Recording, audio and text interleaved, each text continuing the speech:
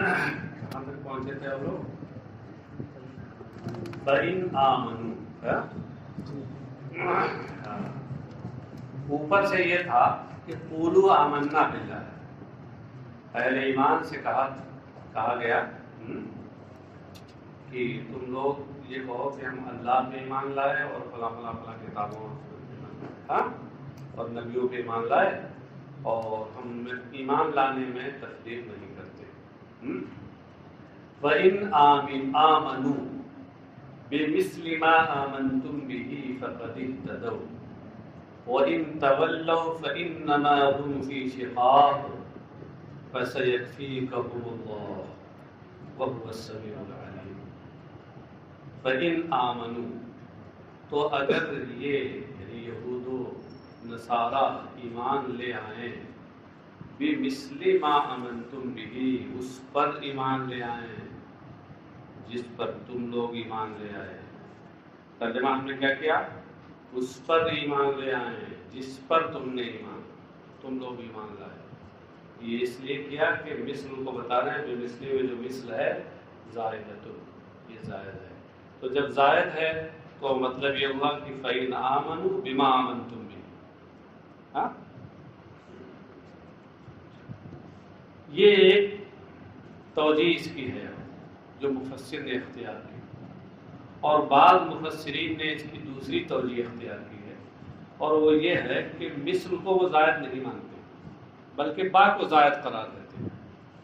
اور آپ غور کریں، مثل کی بنسبت با کو زائد قرار دینا یہ زیادہ قریب قیاس ہے۔ یہ زیادہ قریب قیاس ہے، کیونکہ با تو حرف جر ہے، یہ زائد ہوتی ہے، اور مثل عموماً زائد نہیں ہوتا ہے، کبھی ہو سکتا ہے، عموماً زائد نہیں ہوتا۔ تو اس لیے انہوں نے یہ کہا کہ با زائدہ ہے، اور مثلی اصل میں مثلا تھا، اور چونکہ یہاں مثلا ماں میں جو ماں ہے، اس ماں سے مراد ایمان ہے، یا تو یوں کہہ لیجیے کہ ماں مصدریہ ہے، تو اس صورت میں پھر مضاف مضاف سے مل کر یہ صفت بنے گی موصوف مقدر ایمانن کی، اور عبارت یہ بنے گی فَإِنْ آمَنُوا ایمانا مثل ما آمنتم به، فَإِنْ آمَنُوا ایمانا مثل ایمانکم، اگر وہ تمہارے جیسا ایمان لے آئیں۔ ترجمہ رضویہ سے اسی کی ترجیح ہوتی ہے، اور لازم جو ترجمہ کیا وہ اسی توجیہ کو سامنے رکھتے ہیں، یہ جو بات میں نے بھی بتائی۔ فَقَدِ اهْتَدَوْا، تو وہ ہدایت یافتہ ہو گئے، راہ راست پہ آ گئے۔ وَإِن تَوَلَّوْا فَإِنَّمَا هُمْ فِي شِقَاقٍ، اور اگر وہ اس ایمان لانے سے منہ موڑ لیں، فَإِنَّمَا هُمْ فِي شِقَاقٍ، شقاق خلاف معکوم، تو پھر وہ تمہارے ساتھ ایک ضد اور ہتھ دھڑمی میں ہے۔ شقاق کا معنی دشمنی، اور ضد کی حد تک دشمنی کرنا، تو پھر وہ تمہارے ساتھ نری ضد اور ہتھ دھڑمی میں۔ فَسَيَكْفِيكَهُمُ اللَّهُ، اس میں فَسَيَكْفِيكَهُمْ، سین تو استقبال کے لیے ہے، اور یکفی یہ فعل مضارع ہے، کاف ضمیر منصوب مفعول به اول ہے، اور ہم یہ ضمیر منصوب مفعول به ثانی ہے۔ یکفیکہم، کا جو ضمیر خطاب ہے، اس میں خطاب کس سے ہے؟ یا محمد کہہ کر کے بتا دیا، سرکار سے خطاب ہے۔ اور فَسَيَكْفِيكَهُمْ، اس کی تفسیر میں کہا شقاقہم، اس سے یہ اشارہ کیا کہ ہم میں یہاں مضاف محذوف ہے۔ فَسَيَكْفِيكَهُمْ کا مطلب ہے فَسَيَكْفِيكَ شِقَاقَهُمْ، ترجمہ کیا ہوگا کہ اور تو اللہ تعالی ان کے اس ہٹ درمی کے تعلق سے تمہارے لیے کافی ہوگا۔ اللہ ان کی ہٹ درمی کے تعلق سے تمہارے لیے کافی ہوگا۔ وَهُوَ السَّمِيعُ لِأَقْوَالِهِمْ الْعَلِيمُ بِأَحْوَالِهِمْ، اور وہی ان کی باتوں کو سننے والا اور ان کی حالتیں جاننے والا ہے۔ اب یہ ہے کہ اس میں جو یہ وعدہ کیا گیا تھا کہ اگر وہ منہ موڑ لیں تو اس صورت میں پھر وہ نری ہٹ دھرمی میں ہیں اور شرارت میں ہیں، اللہ تمہارے لیے کافی ہوگا، تمہاری مدد فرمائے گا۔ مفسر کہتے ہیں وقت کفاہ اللہ ایاہ بقتل قریظہ ونفی النذیر وضرب الجزیۃ علیہ، اور اللہ تبارک و تعالی نے ان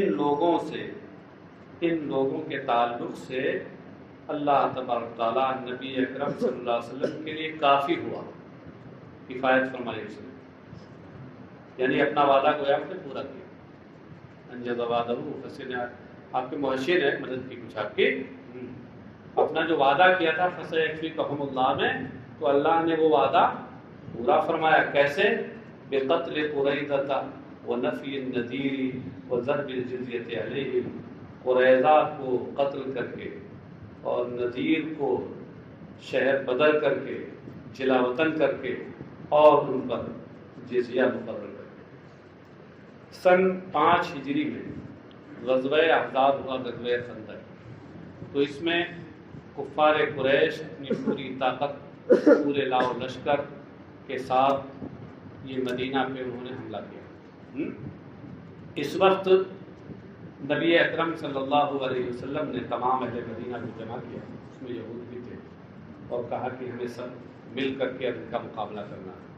اور پھر وہ لمبا چوڑا واقعہ ہے، یہ خندق کا آپ جانتے ہیں، طے ہوا کہ خندق کھودی جائے، اس طریقے سے ان کی حفاظت کی جائے، وغیرہ وغیرہ۔ جب یہ معاملہ ہوا تو اس موقع پر یہودیوں نے دغا دی، غداری کی، جیسا کہ ان کی شرشت ہے، فطرت ثانیہ ہے غداری کرنا۔ انہوں نے غداری کی اور ساتھ نہ دیا۔ اس میں یہ جو بنو قریظہ کے لوگ تھے، انہوں نے تو بہت غداری کی تھی، یہاں تک کہ گویا کہ ان کی کوششیں تو یہ تھی کہ سارے مسلمان تحت دیکھ کر لیے جائیں، ختم کر لیے جائیں، اور جو بنو نذیر تھے ان کی بھی غداری تھی مگر اس درجے کی نہیں تھی۔ تو اس طریقے سے پھر حضرت سعد ابن عبادہ کو حکم بنایا گیا۔ جب سرکار غزوہ خندق سے فارغ ہوئے تو آئے تو سوچا کہ اب ان کا علاج کرنا چاہیے، یہ آستین کے سانپ بہت دنوں کے آستین میں نہیں رکھنے چاہیے، ان کو ہٹانا چاہیے۔ تو پھر حضرت سعد ابن عبادہ کو سرکار نے حکم بنایا کہ جو فیصلہ کرنے ہو جائے گا۔ تو انہوں نے کہا کہ قریظہ کے لوگ جو ہیں ان کو تو قتل کر دیا جائے، اور بنو نذیر جو ان کا جرم تھوڑا ہلکا ہے تو ان کو ایسا ہے مدینے سے باہر کر دیا جائے، خیبر بھیج دیا جائے، اور ان پر ٹیکس اور جزیہ مقرر کر دیا۔ تو اس طریقے سے اللہ تبارک تعالیٰ نے ان یہودیوں کے تعلق سے نبی اکرم صلی اللہ علیہ وسلم کی کفایت فرمائی اور ان کی حفاظت فرمائی۔ صبغۃ اللہ، اللہ کا رنگ لیا، صبغۃ اللہ، اللہ کا رنگ لیا، یعنی سبغنا اللہ یا سبغنا اللہ، اللہ نے ہمیں رنگا۔ اصل میں یہ ہے سبغنا اللہ صبغۃ، اللہ نے ہمیں ایک خاص رنگ میں رنگا۔ اس رنگ سے مراد یہ نیلا پیلا سفید یہ نہیں ہے، رنگ سے مراد معنوی رنگ یعنی ایمان کا رنگ ہے، لیکن اس کو استعارہ کے طور پر یعنی ایمان لانا مراد ہے۔ اللہ نے ہمیں خاص رنگ میں رنگا یعنی ایمان کے رنگ میں رنگا۔ اس طرح ایمان کو اور ایمان سے کے جو آثار اور نتائج ہوتے ہیں ان کو ایک رنگ سے تشبیہ دی، اور رنگ جو مشبہ بھی ہے اس کو عبارت میں صراحتاً ذکر کر دیا۔ تو اس طرح صبغہ میں استعارہ تصریحیہ اصلیہ ہے۔ تصریحیہ تو اس لیے کہ مشبہ بھی کو صراحتاً عبارت میں ذکر کر دیا گیا، اور اصلیہ اس لیے کہ جو استعارہ مشتق میں جاری ہوتا ہے وہ طبعیہ ہوتا ہے، اور جو غیر مشتق میں جاری ہوتا ہے وہ اصلیہ ہوتا ہے، اور یہ غیر مشتق ہے صبغہ۔ تو اس طرح یہاں اختیار اصلیہ ہو. اور اگر سبغنا میں اگر جاری کریں آپ تو تشریحیہ تو رہے گا مگر طبیعہ ہو جائے گا کیونکہ وہ تو مشتق ہوتا ہے نا. اچھا سر، اب ظاہر سی بات ہے کہ جب صبغہ سے مراد ایمان لانا ہے تو پھر اس سے پہلے جو آیا ہے قولوا آمنا باللہ وما انزل الینا وما انزل الی ابراہیم واسماعیل، یہ جو آیا ہے آگے اوپر ہم ایمان لائے، تو اسی مضمون کی کو دوبارہ صبغۃ اللہ میں بیان کیا گیا. اور جب ایک مضمون کو دوبارہ بیان کیا جائے تو اس صورت میں وہ تاکید ہو جاتی ہے. اس لیے مفسر کہتے ہیں مصدر مؤکد لآمنا، صبغۃ اللہ یہ مصدر ہے یعنی مفعول مطلق جو تاکید کرنے والا ہے آمنا کی. اس سے پہلے جو آمنا آیا ہے اس کی تاکید کرتا ہے، اس لیے کہ اس کی اصل ہے صبغنا اللہ صبغتن، جس کا مطلب ہے آمنا بفضلہ وکرمہ، ونسبہ بفعل مقدر، اور صبغۃ اللہ کا نسب ایک فعل مقدر کی وجہ سے ہے، وہ ہے صبغنا اللہ. والمراد بها دینہ الذی فطر الناس علیہ لظہور اثرہ علی صاحبہ کالصبغ بہ، اور اس سے مراد اللہ کا دین ہے. دین کہہ لیجئے، ایمان کہہ لیجئے، دونوں چیز ہے، بات وہی ہے. میں نے بھی ایمان والی توجیہ کی ہے، وہ بھی صحیح ہے. اس سے مراد اللہ کا دین ہے کہ اللہ نے جس پر لوگوں کو پیدا فرمایا، فطری دین. فطری دین کون ہے؟ دین اسلام. تو یہ مراد کیوں ہے؟ لظہور اثرہ علی صاحبہ کالصبغ فی الثوب، کیونکہ اس کا اثر اس دین والے پر ایسے ہی ظاہر ہوتا ہے جیسے رنگنے کا اثر کپڑے میں ظاہر ہوتا ہے. رنگ کا اثر جیسے کپڑے میں ظاہر ہوتا ہے، ایسے دین کا اثر دیندار میں ظاہر ہوتا ہے، ایمان کا اثر ایمان والے میں ظاہر ہوتا ہے. یہ اسی استعارہ کی طرف اشارہ ہے. استعارہ ظاہر سی بات ہے، استعارہ کی بنیاد تشبیہ پہ ہوتی ہے، اور اسی لیے آپ نے البلاغۃ الواضحہ میں استعارہ کی تعریف یہی پڑھی ہوگی، الاستعارۃ تشبیہ وظیفہ احد طرف ہے. استعارہ تشبیہ کا نام ہے جس کے طرفین میں سے ایک کو حذف کر دیا جائے. ومن احسن من اللہ صبغۃ، اور اللہ سے بہتر کس کا رنگ؟ اللہ سے بہتر کس کا رنگ؟ اس کی تفسیر میں مفسر کہتے ہیں اے لا احد احسن من اللہ صبغۃ، یعنی اللہ سے بہتر کسی کا رنگ نہیں. اشارہ اس بات کی طرف کیا کہ من استفہام انکاری کے لیے ہے. صبغۃ جو یہاں منصوب ہے یہ تمییز کی بنیاد پر، احسنوں سے تمییز ہے. وَنَحْنُ لَهُ عَابِدُونَ، جبکہ ہم اس کے عبادت کرنے والے ہیں. اچھا صاحب، یہ جو بات یہاں کہ اللہ کے رنگ میں رہنا، یہ کیوں؟ یہ اصل میں عیسائیوں کا اور یہودیوں کا یہ طریقہ تھا کہ جب کوئی ان کے دین میں داخل ہوتا تو اسے خاص طریقے سے غسل دیتے تھے، رنگ ڈال کر اور نہلا دیتے تھے کہ ہمارے دین کے رنگ میں رنگ گیا. ہاں، تو اس لیے ان کے اس طریقوں کے سامنے رکھتے ہوئے یہ تعبیر اختیار کی گئی صبغۃ اللہ. یہ الٹا سیدھا رنگ، دنیا کا رنگ کیا رنگتے ہو،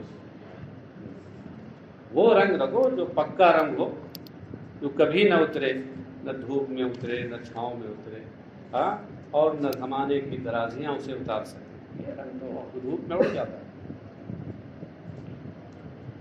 قال الیہود للمسلمین، آگے ہے قل اتحاجوننا فی اللہ وهو ربنا وربکم ولنا اعمالنا ولکم اعمالکم ونحن له مخلصون.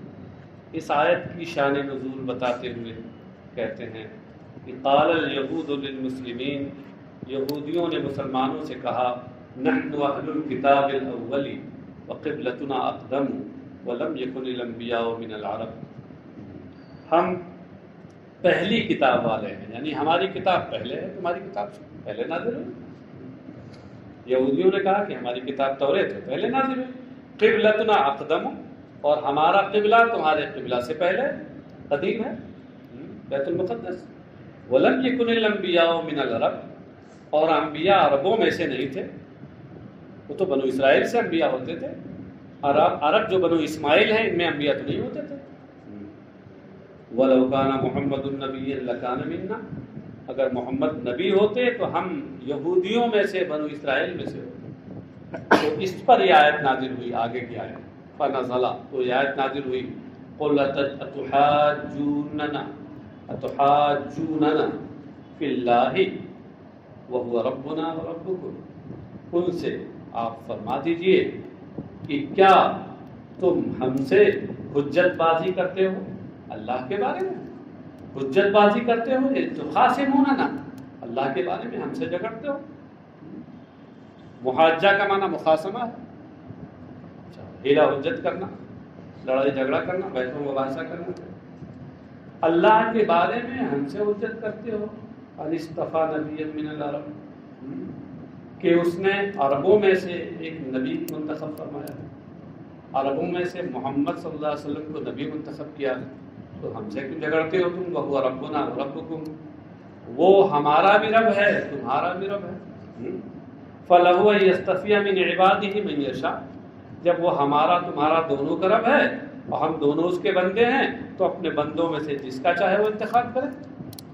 وہ تمہارے کا محتاج ہے کیا؟ تم سے رائے لے گا ہم کس کو منتخب کریں؟ وَلَنَا أَعْمَالُنَا وَلَكُمْ أَعْمَالُكُمْ، ہمارے لیے ہمارے اعمال، تمہارے لیے تمہارے اعمال، ہمارے لیے ہمارے اعمال کا مطلب کیا ہے؟ نجازہ بہا، نجازہ صیغہ مجہول کے ساتھ، ہمارے لیے ہمارے اعمال جن کا بدلہ ہمیں ملے گا قیامت کے دن، اور تمہارے لیے تمہارے اعمال تجازون بہا، تجازون ذکر فتح کے ساتھ بصیغہ مجہول، جس کا بدلہ تمہیں وہاں دیا جائے گا۔ فلا یبعد ان یکون فی اعمالنا ما نستحق به الاکرام، تو یہ بعید نہیں کہ ہمارے کچھ عمل ایسے ہوں، ہمارے اعمال میں بعض اعمال ایسے ہوں کہ جس سے ہم اکرام و تعظیم، بلکہ اس اعزاز کے ہم مستحق ہوں، اس اعزاز کے مستحق ہوں کہ نبی آخر الزمان ہم ہی میں سے ہوں۔ وَنَحْنُ لَهُ مُخْلِصُونَ، یعنی مخلصون الدین والعمل دونکم، جبکہ ہم دین اور عمل صرف اور صرف اسی کے لیے کرتے ہیں، خالص اس کے لیے کرنے والے ہیں، دونکم تم نہیں، دونا بمعنی غیرہ، نہیں ہم مخلص ہیں دین میں اور عمل میں، کہ ہم اس دین اور عمل کو خالص اللہ کے لیے کرتے ہیں، اور تم اس کے لیے نہیں، تم تو اپنا رنگ جمانے کے لیے کرتے ہیں۔ فَنَحْنُ أَوْلَىٰ بِالِاسْتِفَاءِ، لہذا منتخب کیے جانے کے ہم زیادہ حقدار ہیں۔ استفاء کا معنی انتخاب، اولا بمعنی احق، یہ کہتے ہیں والحمزۃ للانکار، اتحاجونا میں جو حمزہ ہے یہ حمزہ استفاء میں انکاری کے لیے، کہ تم ہم سے اللہ کے معاملے میں جھگڑتے ہو، تمہیں جھگڑنا نہیں چاہیے۔ اور آگے اس کے بعد جو وَهُوَ رَبُّنَا وَرَبُّكُمْ وَلَنَا أَعْمَالُنَا وَلَكُمْ أَعْمَالُكُمْ وَنَحْنُ لَهُ مُخْلِصُونَ، یہ تینوں جملے حال ہیں، بظاہر دیکھنے میں 4 ہیں لیکن غور کیجئے تو ایک لحاظ سے 3 ہی ہیں۔ ایک تو یہ ہے وَرَبُّنَا وَرَبُّكُمْ، ایک جملہ یہ ہو گیا، اور پھر لَنَا أَعْمَالُنَا وَلَكُمْ أَعْمَالُكُمْ، یہ ایک سیاق میں ہے، ایک جملے کے درجے میں ہے، اگرچہ دیکھنے میں 2 درجے جملے، اور پھر آخر میں ایک وَنَحْنُ لَهُ مُخْلِصُونَ، یہ تیسرا جملہ، اس لیے انہوں نے 3 جملے کہے۔ بات سمجھ گئے؟ بیچ والے 2 جملوں کو ایک درجے میں رکھا۔ ام تقولون یا یقولون دونوں قرات ہے، ان ابراہیم و اسماعیل و اسحاق و یعقوب والاسباط کانوا ھودا و نصارا، ام کے بعد انہوں نے نکالا بل، اشارہ کیا کیا کہ یہ ام منقطعہ ہے، جو بل کے معنی میں ہوتا ہے، اور پھر اس میں یقولون تقولون 2 قراتیں ہیں،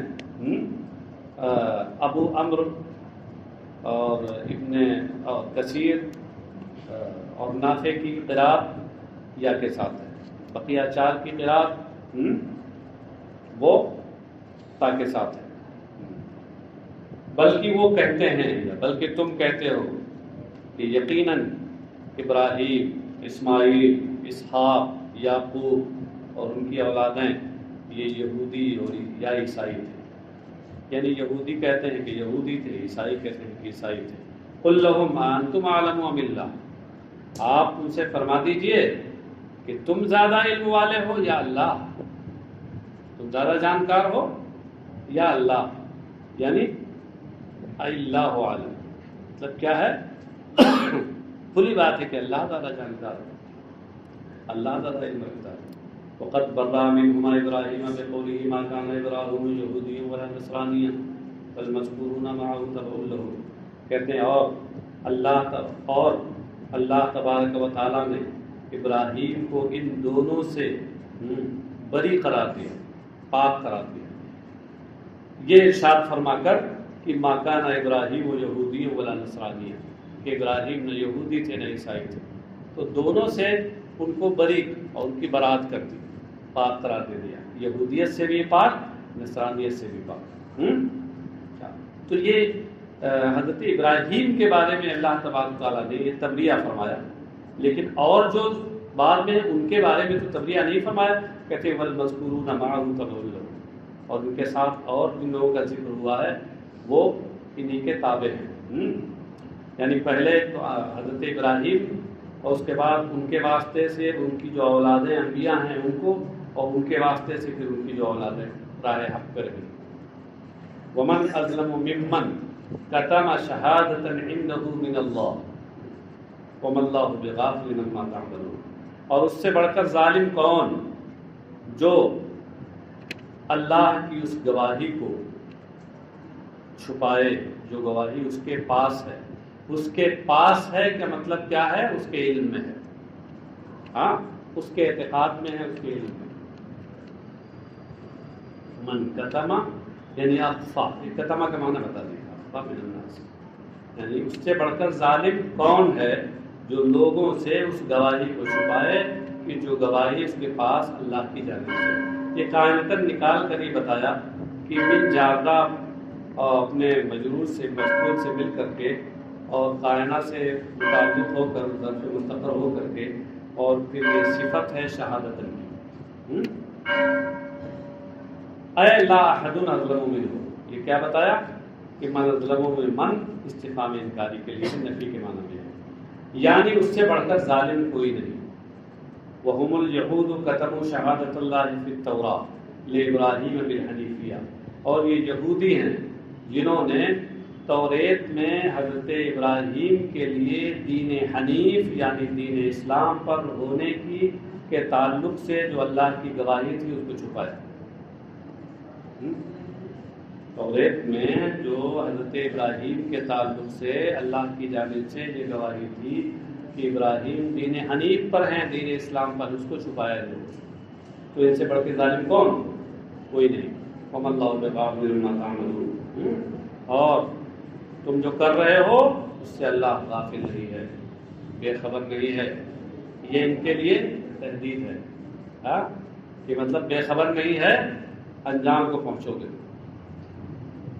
تلک امۃ قد خلت لها ما کسبت ولکم ما کسبتم ولا تسألون عما كانوا يعملون، وہ امت سے جو گزر گئی، ہاں اس کے لیے اس کی کرنی، وَلَكُمْ مَا كَسَبْتُمْ، اور تمہارے لیے تمہاری کرنی، وَلَا تُسْأَلُونَ عَمَّا كَانُوا يَعْمَلُونَ، اور ان کے اعمال کے بارے میں تم سے پوچھا نہیں جائے گا، وہ جو کچھ کرتے تھے اس کے بارے میں تم سے پوچھا نہیں جائے گا۔ تقدم مثلہ، مفسر کہتے ہیں بات گزر چکی ہے، تفسیر ہو چکی ہے۔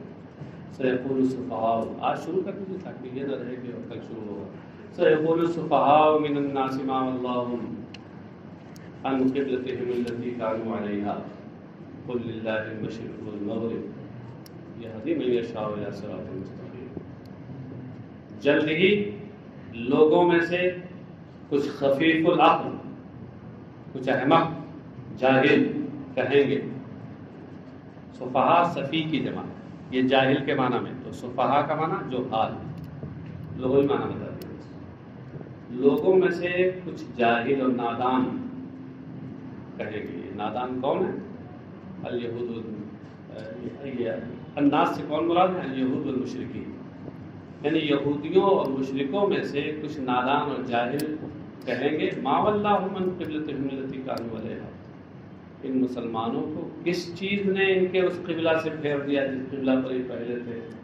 یعنی ایو شیء صرف النبی والمؤمنین، ما بمعنی ای شیء، کس چیز نے نبی صلی اللہ علیہ وسلم اور اہل مومنوں کو پھیر دیا ان کے اس قبلے سے جس قبلہ پر یہ تھے؟ علی استقبال اہل الصلاۃ، یعنی نماز میں رخ کرنے میں جس پر یہ تھے، وہ قبلہ کیا؟ بیت المقدس۔ والاتیان بالسین الدالہ علی الاستقبال من الاخبار بالغیب، اور یہاں سیقولوں میں جو سین ہے جو استقبال کو بتا رہی ہے، تو اس سین کو لانا یہ غیبی خبر دینے کے قبیل سے ہے، مستقبل کے بارے میں خبر دی جا رہی ہے، قریب کہیں گے، غیبی خبر دی جا رہی ہے، اور ہوا وہی جو اللہ نے اپنے نبی کو وحی کے ذریعے خبر دی تھی تو وہی ہوا۔ یہ اس موقع پہ ہوا تھا جب نبی اکرم صلی اللہ تعالی علیہ وسلم نے ہجرت کے بعد پھر کچھ دنوں تک 16-17 مہینے بیت المقدس کی طرف رخ کر کے نماز پڑھی تھی، اور ان کی خواہش قلبی یہی تھی کہ ہمارا قبلہ ابراہیمی ہو، یعنی کعبہ شریف ہو۔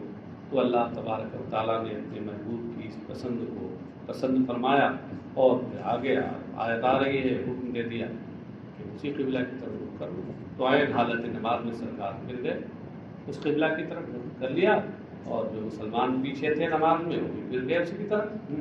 قل للہ المشرق والمغرب، آپ فرما دیجئے کہ پورب اور پچھم سب اللہ ہی کا ہے۔ پورب پچھم کا ذکر ہے، مراد ساری سمتیں ہیں، الجہات کلھا، یعنی یہ ساری سمتیں اللہ کی ہیں۔ فیامر بالتوجہ الی ای جہۃ شاء لا اعتراض علیہ، تو وہ جس طرف رخ کرنے کا حکم دے، جس طرف چاہے رخ کرنے کا حکم دے، لا اعتراض علیہ، اس پر کوئی اعتراض نہیں، وہ صاحب اختیار ہے۔ یہدی من یشاء الی صراط مستقیم، یہدی من یشاء ہدایتہ، اس سے اشارہ یہ کیا کہ یشاء فعل متعدی ہے، اس کا مفعول بھی محذوف ہے، اور اس حذف شدہ مفعول بھی پر قرینہ ہے یہدی، جس میں ہدایت کا معنی پایا جا رہا ہے۔ وہ جسے ہدایت دینا چاہتا ہے اسے سیدھے راستے پر ہی ہدایت دیتا ہے۔ سیدھے راستے سے یہاں کیا مراد ہے؟ دین اسلام ہے، یہ بطور استعارہ ہے۔ اے ومنہم انتم، یعنی اور انہی میں سے تم لوگ بھی ہو۔ اس کی دلیل آگے والی آیت ہے، دل علی ھذا وکذالک جعلناکم امۃ وسطا، اس کی دلیل آگے والی آیت